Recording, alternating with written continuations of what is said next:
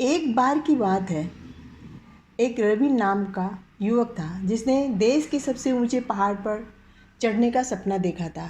उन्होंने अपने बुजुर्गों से पहाड़ के बारे में कहानियां सुना था, जो कहते थे कि पहाड़ों पर चढ़ाई करना बहुत ही खतरनाक और कठिन काम है।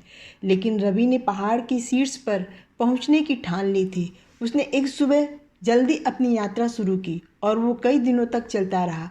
रास्ता कठिन और जोखिम भरा था और रवि को अक्सर चट्टानों और पत्थरों पर चढ़ना पड़ता था, लेकिन उन्होंने कभी हार नहीं मानी। एक दिन रवि पहाड़ की सबसे ऊंची चोटी पर पहुंच गया। वो थका हुआ और कमज़ोर महसूस कर रहा था, लेकिन वो खुशी से भी भरा हुआ था। उसने अपना लक्ष्य हासिल कर लिया और उसने खुद को साबित कर दिया था कि वो जो कुछ भी ठान लेता है उसे पूरा किए बिना नहीं रुकता। जैसे ही वो युवक पहाड़ की चोटी पर खड़ा हुआ, उसने ज़मीन की ओर देखा। उसने हर दिशा में मीलों तक देखा और उसे शांति और उपलब्धि की अनुभूति महसूस हुई। वो जानता था कि वो इस पल को कभी नहीं भूलेगा।